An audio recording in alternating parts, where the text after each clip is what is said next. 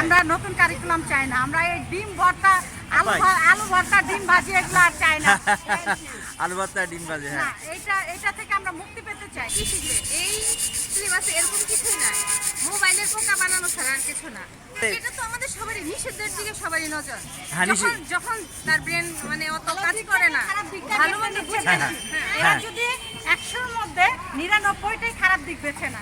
আমি বলবো তোমরা সবাই শুনবা, তোমাদের কোনো কথা আমি শুনবো না। হ্যাঁ। এটা এক নীতিতে এসে বিশ্বাসী ছিল। আমার মতে পরীক্ষার আগের দিন যে প্রশ্ন দেওয়া হচ্ছে হ্যাঁ, এটা না দিলে বেশি ভালো হয়, কারণ কি এর কারণে স্টুডেন্টের মেয়েরা যাচাই করা যাচ্ছে না। এটা নিয়ে যাও, আমাদের এখন লাগছে না। আমরা আমাদের বাবা দিদিরাম, বাবা কিছু যে শিক্ষা কার্যক্রম ছিল সেটাই আমরা ফিরে পেতে চাচ্ছি। আচ্ছা। সিলেবাসটা আসলে আমরা চাই না, আমাদের এখন আমাদের এক একটা কাজ আমাদের একটু দুদিন যদি কেউ প্রশ্ন পেয়ে যায় সে তো আর পড়বে না, পড়বে না স্যার, এটা পড়বে না, সবাই নকল নিয়ে যাবে স্কুলে।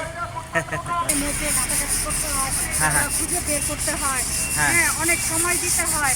রাত 1টা, 2টা, 3টা বেজে যায়, আমাদের প্রজেক্ট শেষ করতে পারি না। আমাদের বাচ্চারা অতিষ্ঠ হয়ে যায়। আমরা গার্ডিয়ানরাও এটা নিতে পারছি না যে বাচ্চারা সকালে দেখা গেছে যে 7টা, 7:30 থেকে ক্লাস, ওদের 6টায় ঘুরতে করতে হয়। সে বাচ্চা যদি রাত ভোর আপনি 2টা, 3টা পর্যন্ত সে প্রজেক্ট করতেই থাকে, ঘাটতেই থাকে, ইন্টারনেট ঘাটতেই থাকে, সে পাচ্ছে না, হচ্ছে না, মা হচ্ছে না, এগুলো শুনতে শুনতে ওরাও বিরক্ত হয়ে যাচ্ছে, আমরাও বিরক্ত হয়ে যাচ্ছি।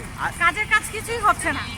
না। এই যে কদিন আগে বুঝছেন যে পরীক্ষার আগের দিন প্রশ্ন পাচ্ছে এবং সেটা এসে পরীক্ষা দিচ্ছে, এটা কিভাবে দেখছেন? না, এটা একদমই আমরা এটা চাই না।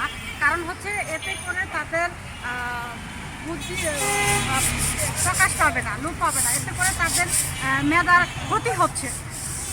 আমরা চাই যে আগের পুরাতন যে সিলেবাস সেটাই ফিরে আসুক।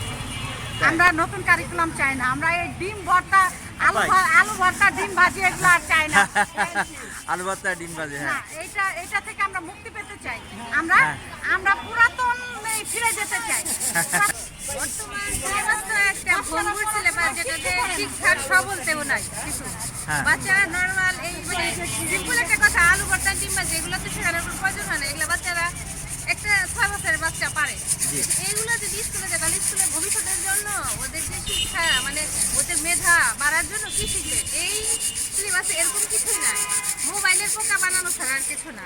তো আমি মনে করি যে এমন একটা শিক্ষা ব্যবস্থা হবে যেখানে বাচ্চারা কিছু হ্যাঁ। কিন্তু শিক্ষার মধ্যে যে আসল জিনিসটা সেটা তো থাকতে হবে, থাকতে হবে না?